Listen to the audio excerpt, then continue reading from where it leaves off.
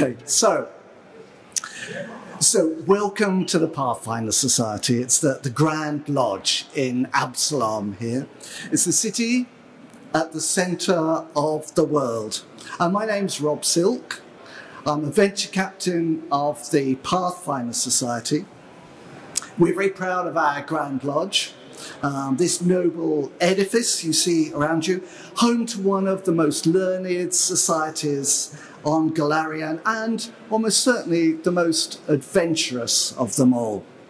And you see around you extensive libraries, laboratories, observatories, combat zones, a gymnasium, an armoury. I hope you've had a chance to admire our beautiful stained glass window, the rose window in the other room, and some export and training that our agents require to carry out all their missions. Way up above us is the Skyreach Tower, the tower where the plans and strategies of the Decemvirate, the masked leaders of the Pathfinder Society, hatch their plots and conspiracies, those Decemvirate who choose to keep their identities secret with their masks for security reasons, you understand? And the reputation of the society is legendary. It's a league of explorers, archaeologists and adventurers who are dedicated to discovering and chronicling the greatest mysteries and wonders of an ancient world which is beset by magic and evil. Don't listen, please, to the scurrilous gossip that may come from our rival organisations. They would decry us as conscienceless raiders of tombs, meddlers with arcane evil. Shut up, you in the front row. I want no heckling from you. I know you're from the Aspis Consortium. We'll have none of that here, please. So here we are. Our interests often run counter to theirs, but we have cleaned up our reputation considerably since we were founded in the year 4307 AR. Then we were a rather different organisation, a dubious past, but we've moved on since then, and we're very proud of what we do now, the way we look after our agents, the way we handle dangerous arcana, even if it sometimes means that we need to destroy it. So, that brings me to the reason why I am here today. I'm recruiting. My role as a venture officer is to coordinate the missions, the ventures that the society has planned. And we need agents. We need agents who can explore, who can cooperate, who can report. And indeed, that is our motto. Whatever your talents, whether you're a bard, they're usually sitting in the front row. They like to be seen, bards. The slayers, I can see you lurking in the back row there in the shadows. The psychics, you know I was going to ask for you to be recruited. Yeah, we need you all. Whether you're a healer, whether you're a hexer, whether you're an alchemist, an investigator, an inquisitor, a paladin. We have plenty of adventures that will make really good use of your talents. And let's face it, that's why you're here, isn't it? You want adventure, and I can give you adventure. The world of Galarian is rich with opportunities, and I suspect you're not the ones that want to stay behind and do the paperwork and the reporting. Come on a mission with me. It's been a rough year for the Pathfinder Society. We've had our troubles. We've recently been involved in a deadly war with the Whispering Tyrant, Tar Baphon. Desperate conflict. And it ran for most of last year. Our resources are at a very low point. The rewards were great, but the losses were horrendous. And we lost many good agents. Now it's the time to move on, and we're ready to recruit. And we need you. So we can offer you, we have some adventures in diabolical Cheliax, maybe leading you to fight devils, or quite possibly, instead, ally with the denizens of hell to restore that dreadful kingdom, that troubled empire, who knows. We have archaeological ventures, ventures that sometimes take us to ancient pyramids of Assyrian, where mummies, traps, and ancient curses guard magic from a lost age. And in fact, we have one of those ventures just in the other room if you'd like to join us. See my friends out there, they'll take you along. I can see them lurking in the back there. We may need to send you to the rugged land of Numeria in search of alien technology from a strange ship that crashed to the ground after falling from the stars. Great subtlety is needed should you travel to Gault, undercover probably, where there's a violent and bloody revolution which has been running for the last 50 years.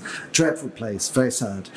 The jungles of Mwangi Expanse call for adventurers. It's still a dark secret to most explorers. But our efforts there are currently threatened by the Gorilla King and his army of apes and monkeys who've been infused with satanic power and are overrunning some of our digs there. We need you. Our agents constantly face predators, giants, pirates, voracious vampires, riddling sphinxes, slithering things from beyond the dark tapestry, which will rip out your soul. But the rewards are great. We have endless threats in treasures lurking in the ruins of ancient temples, ancient empires, secrets, forgotten gods. And sometimes it's something which lurks just beyond the light of your campfire, just waiting for you there in the shadows. It's a very rich world of adventure that we can offer you. And for those brave enough to take up the challenge, the rewards are great. And I suspect that's you. Come and join us. So what do you get in return for all this danger, all this bloodshed and suffering? Well, it's a very fair question. To start with, we offer you training and support. Train with Serena Westier, our Master of Spells, and begin every mission with bolstered by spells, which may be crucial to your survival and the success of your mission. Or you could choose to train with Marcos Farabellas, our Master of Swords. You will then pass out with equipment, consumable elixirs, weapons to make you a potent combatant. Or perhaps you would like to train with Crichton Shane, rather eccentric Master of Scrolls. He's still looking for one of his slippers. If you come across it, please let him know. He will give you all manner of esoteric equipment which might just save your lives. Crucial stuff. Or perhaps you might choose to be commissioned as a field agent, a seeker, not so closely tied to the society, with a bit more free time to, perhaps you're an alchemist and you want to create strange drafts. You have a little bit more freedom to do that as a seeker. But the choice is yours. Or whatever you choose, you can be sure you will be coming back from your missions laden with treasure and laden with reputation and fame. And talking of fame and reputation, the Pathfinder Society has a number of factions to make life a little bit more interesting. They pursue their own rather more specialised agendas. If you build up a reputation for helping them and supporting them to achieve their goals, in return, they will help and support you. Even to the extent, so I'm told, of retrieving your body and bringing you back from the dead, should it happen. And then we have 5 factions to choose from. each one different and interesting in its own rights. We have the Envoys Alliance, which is it's kind of like a sort of trade union for adventurers, very handy if you're an adventurer. Their motto is strength in community. So being a Pathfinder can be, as we've said, very deadly work. Even travelling around comes with its own dangers. Traps seem to be everywhere, ambushes, everything seems ready to eat aspiring agents. What's more, the Pathfinder Society has spent the last few years dragged into some major conflicts. Each conflict saw extraordinary gains, but some dreadful losses. And after virtually non-stop campaigns, the Society's ranks are quite badly depleted. The Envoys Alliance aims to change that, making the Society agents stronger, better supported, better trained, so they come back alive rather than body bags. It's generally speaking a very good alliance to join, but there we have other choices. Perhaps you're an academic, a learned person. You might consider joining the Grand Archive. They would claim they are responsible archaeologists. Their motto is chronicling the past. And they claim that archaeology is a destructive science, and that, unfortunately, adventurers tend to be more destructive than most. It's true, has to be said.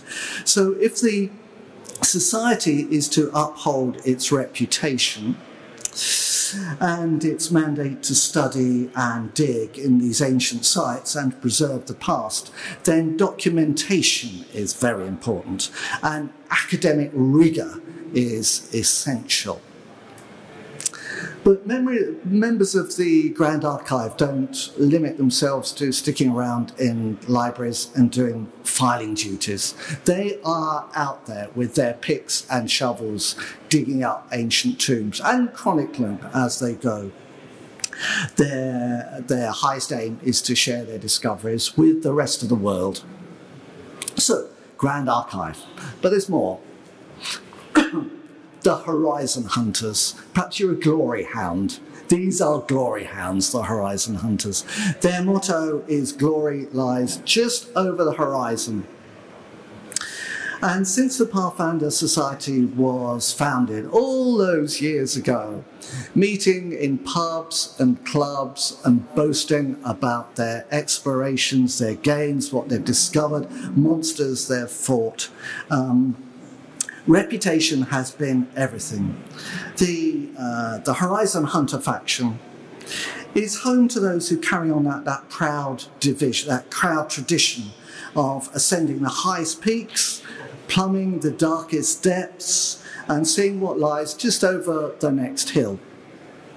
And as sweet as it is to discover a long-lost temple, even sweeter is come back to the pub and tell all your friends about it. We like that thing. We can share that. The admiration of your friends. Immortalised in the Pathfinder Chronicles. Fantastic. So, another faction. The Vigilant Seal. The Vigilant Seal probably see themselves as a shield against evil. Their protection is protect, contain, and destroy. Rune-sealed doors, buried temples, warded vaults, ancient keeps. These are some of the most tantalising sites that you can come across. Explorers can investigate them, but all too often these ruins were abandoned for a very good reason. Perhaps their contents were too dangerous to leave unfettered, but they were too enduring to destroy outright. Unfortunately, the Pathfinder Society has a long track record of unleashing forgotten horrors, accidentally, of course, while their agents were in pursuit of their personal glory and a boast down at the pub, has to be said. There are a number of imprisoned fiends who have been accidentally released by Pathfinder agents when they were exploring overgrown shrines.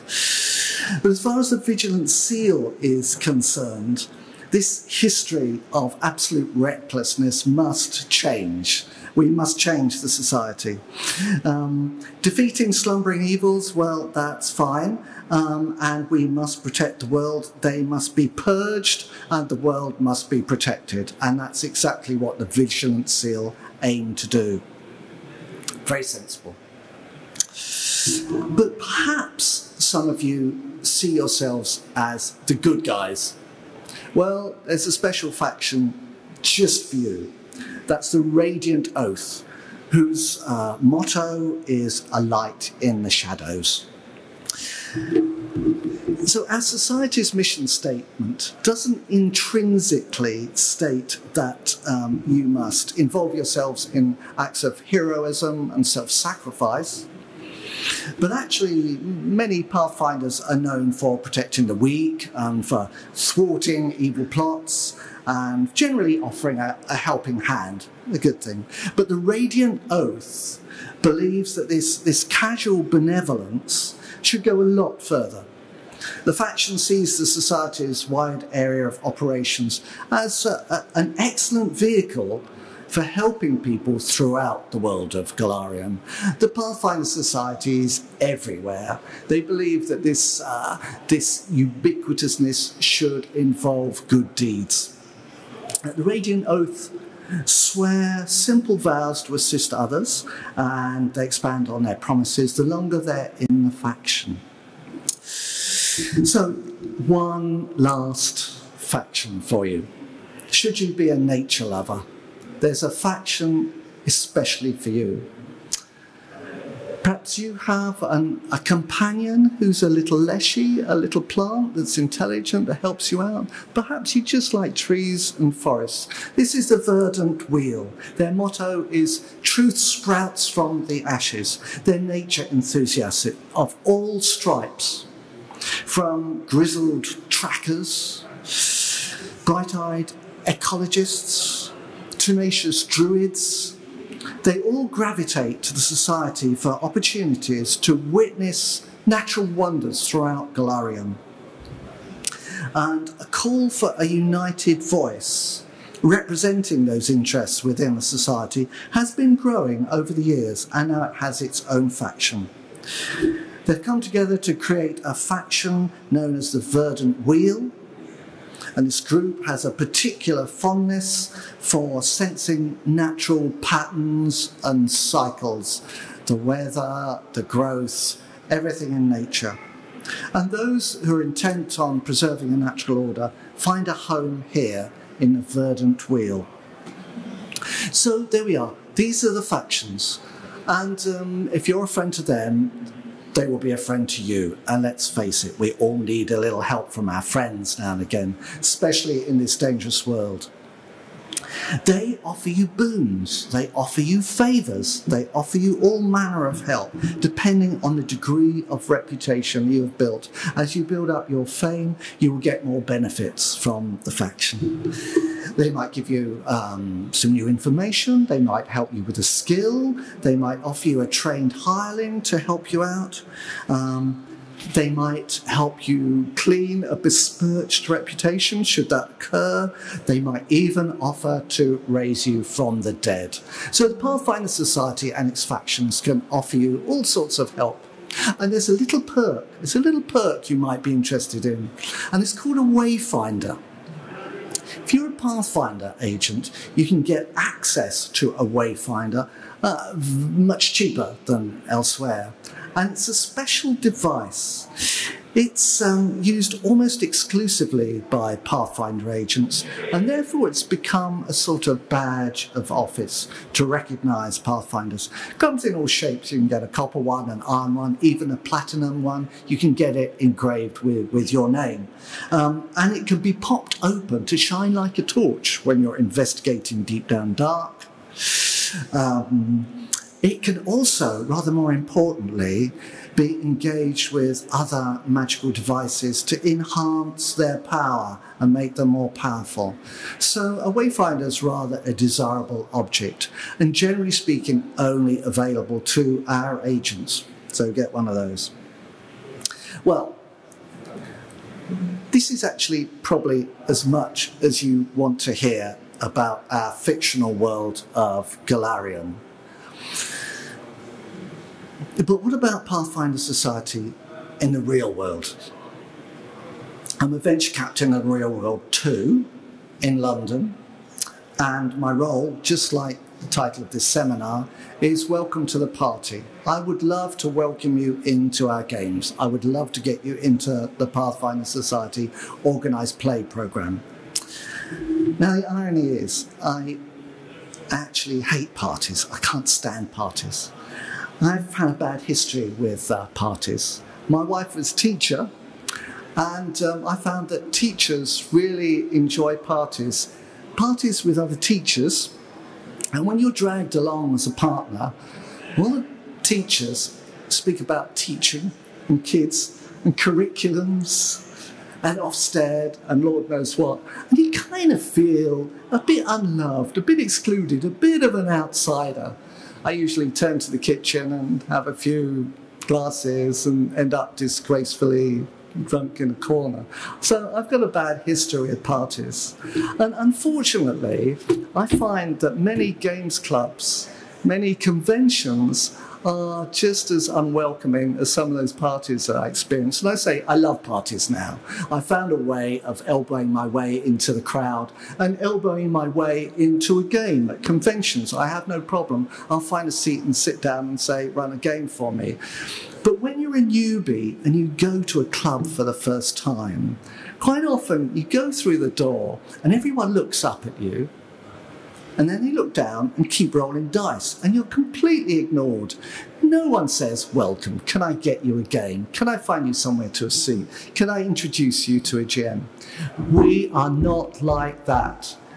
We have floating people. I can see some of our people now standing by, waving, to welcome you to a game. And we really mean it. We want to get you sat down. We want to get you comfortable. We want to introduce you to your GM, the other players. We want to find you a character to play. We always have pre-generated characters, just so you can be comfortable. Because I think quite often when you sit down to a game, especially at a convention, it can be very stressful, especially for newbies. You don't know who you're going to be playing with. You don't know everyone to one side. Your GM could be a vile monster. It can be terrifying. So you just need someone to hold your hand and get you sat down and comfortable. And this is one of our rules. Any event like this, we will have someone to shepherd you in and get you comfortable. So we really do mean welcome to the party when we say come and join Organised Play campaign.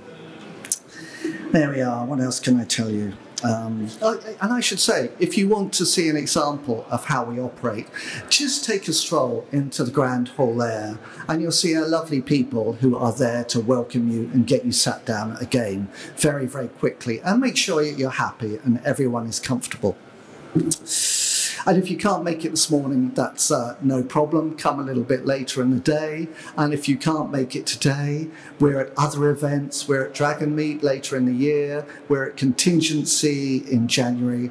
Pathfinder Organised Play tends to get around most of the major conventions. Come and join us whenever you can. You'll be welcomed. And I should say, in London, and I think many of you may be Londoners, we have a regular monthly meeting in a very nice pub in central London, very easy to get to, and you'll have that same welcome. Someone will greet you, introduce you to people, get you sat down in a game called a pub called the Pendrell's Oak. Hope to see you there. So now we're talking specifically about the Organised Play campaign.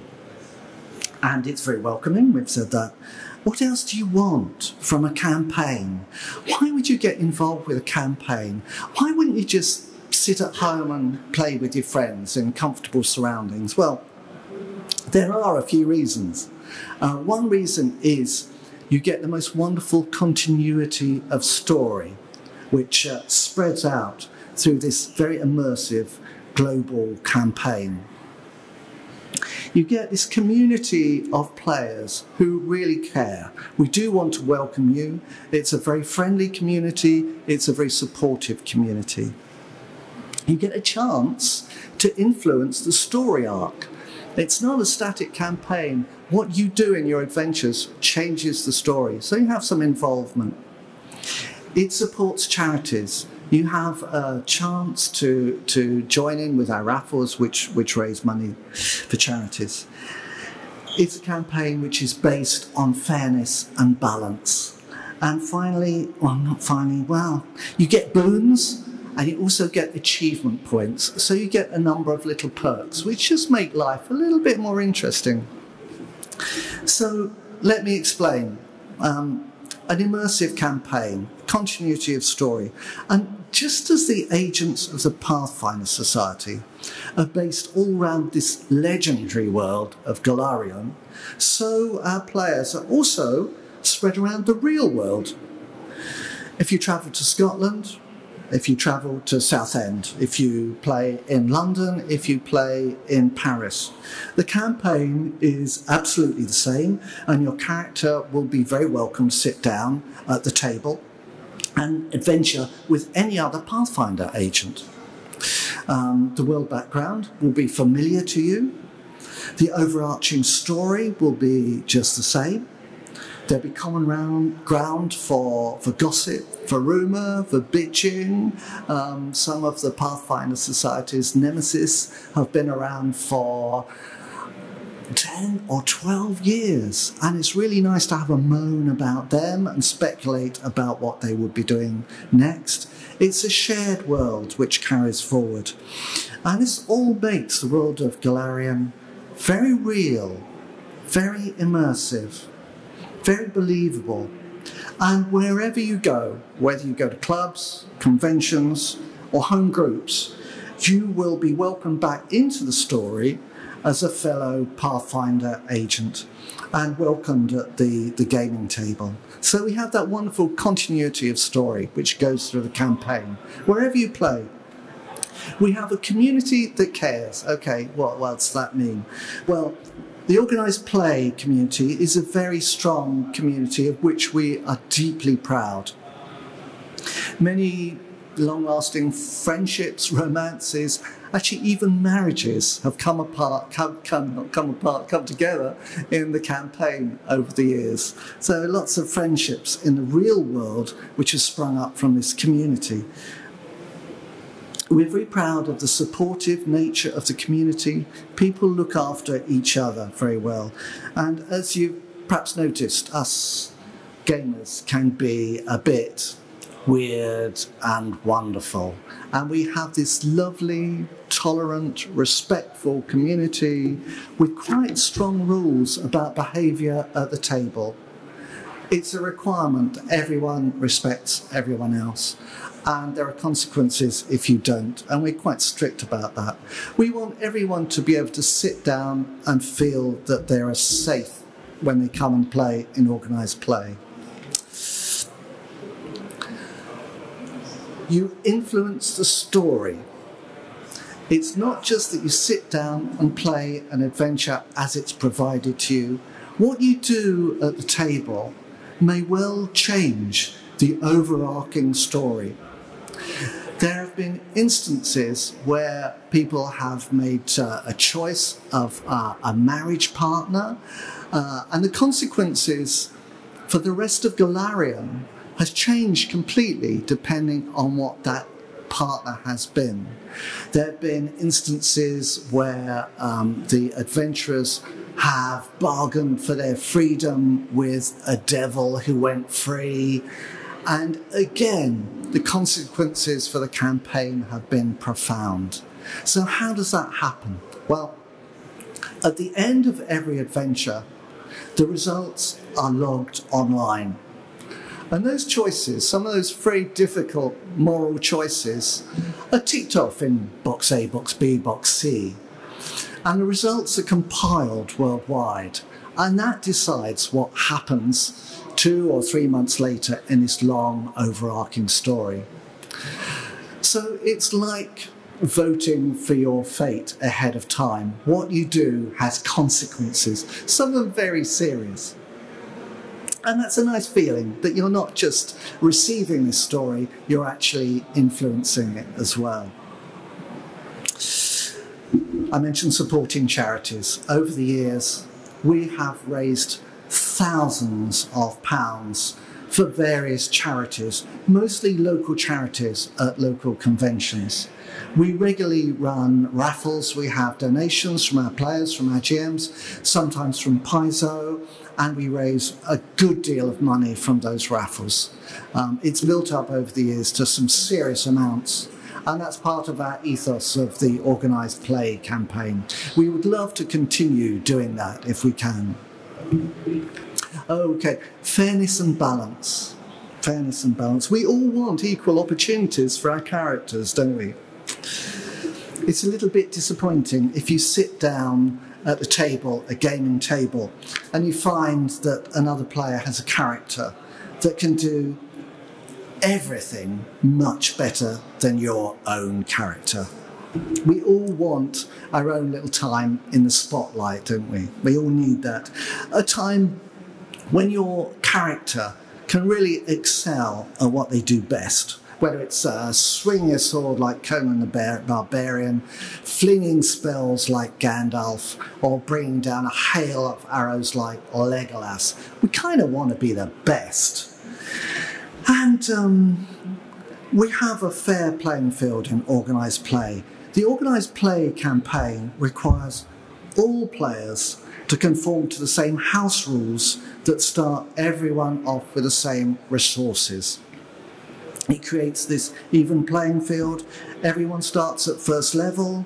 Everyone has the same chance to succeed in what they do. Everyone has the same opportunities to advance. Everyone has the same opportunities to get magic items. You can't snatch. There's no snatching in Organised Play. And so you won't sit down with a paladin that's waving a small dagger sitting next to a barbarian who's waving a +3 magic sword and slaying dragons. It will always be a satisfying experience when you sit down.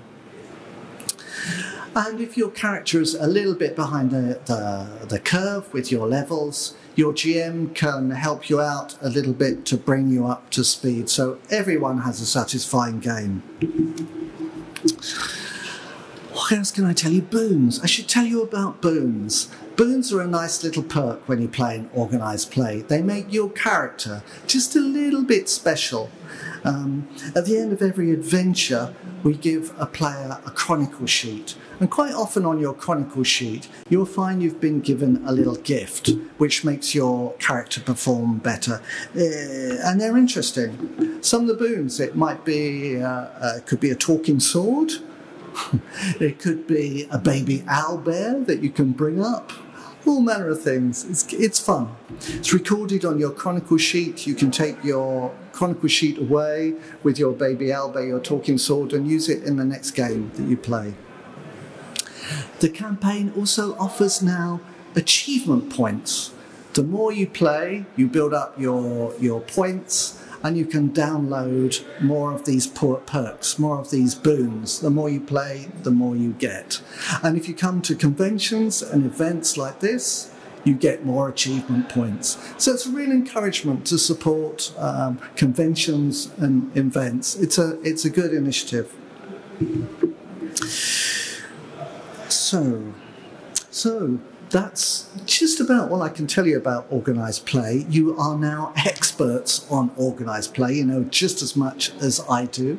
I'd like to invite you to come and join us in a demo game up in the other hall, or come and talk to us there if you want to chat about the campaign.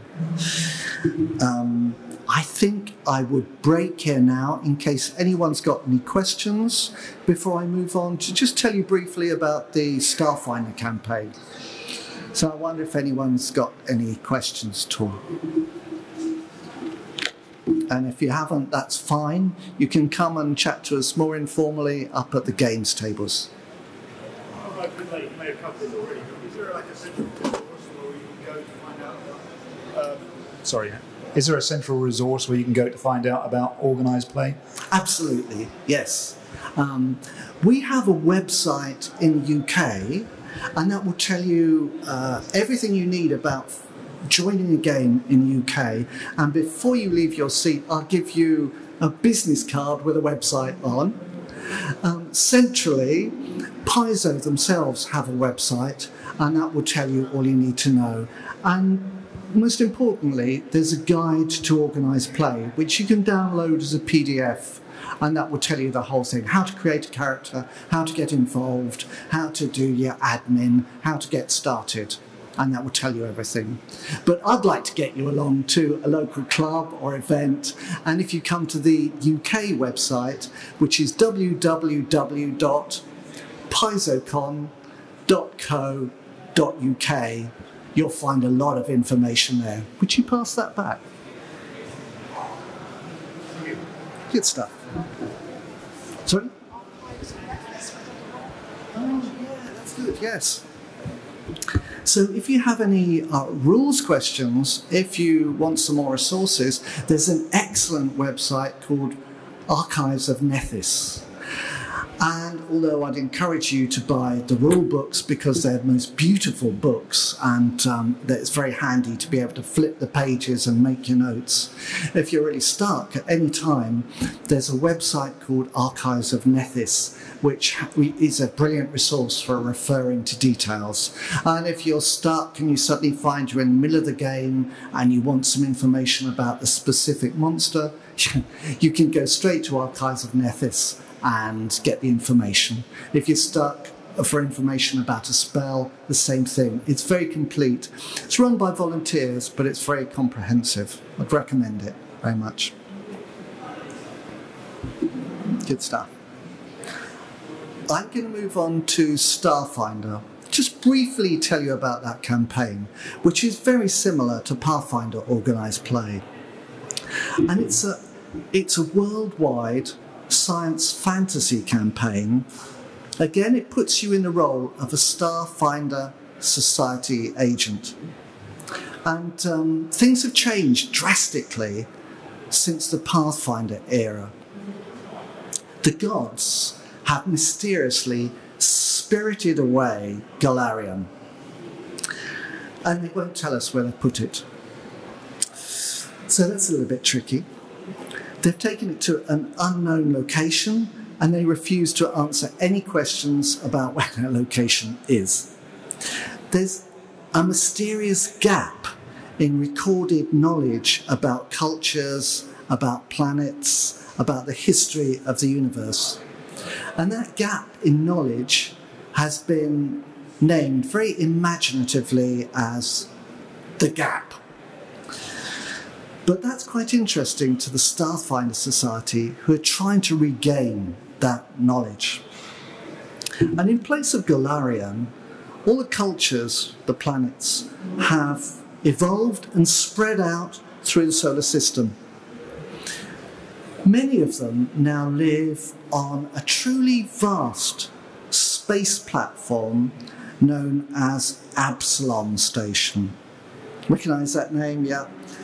It's the city at the centre of the world is now the city, the space station at the centre of the star system. And it's also a beacon for faster than light travel. So it gets a lot of trade coming through it. An interesting place, extremely cosmopolitan, and also the headquarters of the Starfinder Society.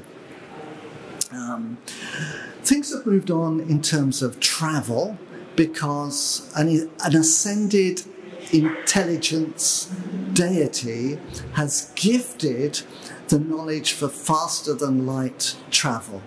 So now exploration is not just to ancient tombs on the planet, but to spread out through the whole universe to explore and find new knowledge and new races. So it's a much bigger canvas that we're painting our stories on now. And faster than life travel takes us through a strange dimension known as the drift. And that travel is not entirely predictable. It can be exciting, it can be a little bit dangerous. Taking Starfinders out to colonize new worlds, potentially millions of worlds, but out there are a number of horrors out there in the dark. And over the last year of the Organised Play campaign, the Starfinder Society has clawed its way back from the brink of ruin, because it lost around 80% of its operatives. It lost them in a disastrous mission, an exploration in a region known as the Scoured Stars. And while trying to rescue its people, the Starfinder Society has encountered a very hostile race, a species of xenomorphs known as the Jinsul. And they're optimized for war in space. It's very dangerous out there. So you can take on the role of an agent in Starfinder Society. It's an organisation, again, of explorers, archaeologists and adventurers, but they're now dedicated to discovering and chronicling all corners of the galaxy and beyond. The campaign's home base is Absalom Station. It's the centre of the Packed Worlds, and it's the home of the Lawspire complex. And that's the official base of operations of the Starfinder Society. And as a Starfinder agent, your adventures, they range from exploring unknown worlds and star systems to undertaking covert missions and assignments might be to extract data from a corrupt organisation, a corrupt corporation. You may need to match wits with a megalomaniac technomancer who has a robot army in the gritty streets of an alien city, or to hunt down treacherous agents, or maybe to make political alliances. The range of missions is very, very diverse in this galaxy. May even put you in command of a starship to fly in a massed attack. Starship combat is a major part of Starfinder role-playing, and very different from Pathfinder. The rules generally, otherwise, are very similar to Pathfinder, very easy to pick up, but the races and the character classes, as you can imagine, are very, very different indeed. So we have classes. You could play a charismatic envoy who survives on inspiring leadership and diplomacy. You could play a stealthy operative who excels at covert operations and stealth. You could play a technomancer who manipulates technology and mystic forces to distort reality. And this is an environment where vehicles and starships play a very big part. So you might consider being a mechanic, maybe with a flying drone, fully armed with heavy guns as your companion. Or you might consider building up your character as a military expert with specialism in heavy weapons. It's a wide range of classes, very different from Pathfinder. And you can also customize your character very deeply. And you can choose a theme for your character. You might choose to be an ace pilot, or a bounty hunter, or an outlaw with criminal connections, a spacefarer with a burning desire to explore new worlds, or a xenoseeker who's searching for new life forms. You take your pick. And you won't be surprised to hear that with Starfinder we have a whole new range of races or species which you can pick up. If you've always wanted to be a bug-eyed insect monster with coming from a hive mind, who's broken away from a hive mind to relish choices, should it be noodles, should it be rice, do I like Marmite, do I hate it, then that is the race for you. You could be a charismatic Chiron with some beautiful antennae and the ability to read minds. It's a very different universe out there. You could be a Vesk, a huge lizard, rather like a crocodile that stands on two legs. Honourable warriors who've just recently made a pact with the home worlds. Come and try a new race. It's, you could be a four-armed Kasatha. Very handy, very useful in the party. What else?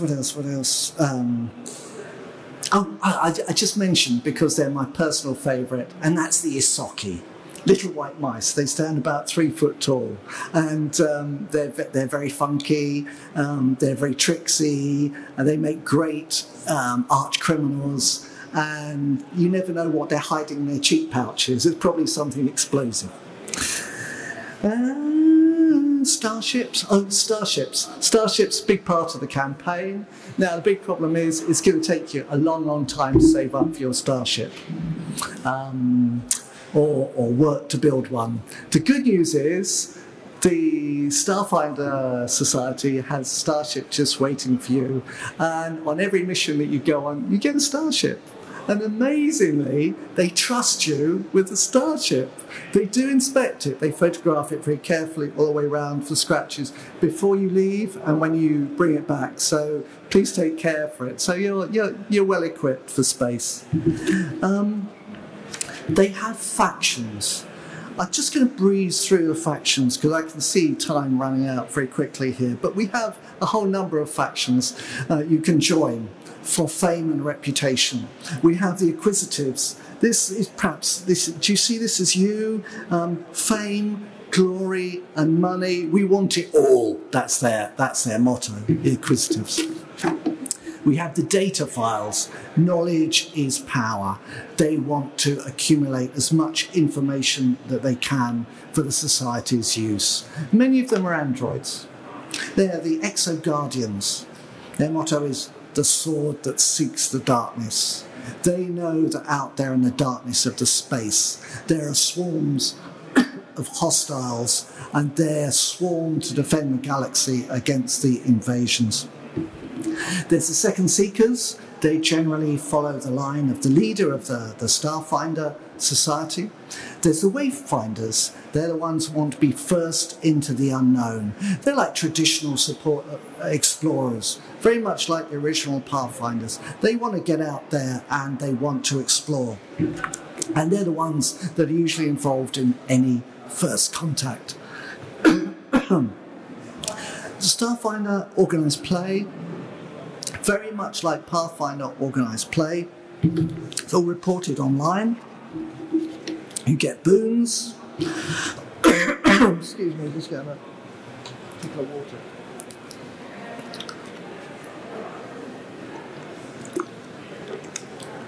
You get boons, you get rewards, you get a chance to influence the story, you get chronicle sheets, you get points, involvement in the campaign. Again, it's a worldwide story arc which you can jump in at home, at conventions, anywhere you want to go. And that's just about it with Starfinder. I've cut that a little bit short, but mostly it's the same as Pathfinder. An organised play system is the same. Any questions about Starfinder? Briefly? Yeah. And so I'm going to wrap up. And I'd just like to say, it's a tricky time for us at the moment because in organised play, we now have 3 streams of games. We have Pathfinder Original, and we have a whole bunch of players who love that and want to continue playing Pathfinder Original. And we're sworn to support them as long as they want to play. And that could be years, because there's a backlog of around 500 adventures just waiting for you to play. I worked out that if I started from scratch with a 500, I can play them until I'm dead. no problem. So I don't have to make any changes necessarily. And we'll support that. So there's still Pathfinder Original going. We have Starfinder, and about a third, a quarter of our players are very, very enthusiastic about Starfinder, and that's always supported as an alternative to Pathfinder. But now, just this year, we have Pathfinder 2nd Edition, and we're just starting to launch that. We've just got the first adventures coming out. And it's controversial because many people are wedded to the 1st edition, but quite often when people sit down and try the new rules, they are loving it. And so that campaign will go forward too. So it's a bit of a juggling match at the moment as we try and keep these 3 campaigns going. But that's what we're going to try and do. So I would invite you to join us at any convention or out in a game right now and see if you like us. Just come and see us and chat to us. I promise we're nice people, honest. There we go. Thanks for listening. That's all.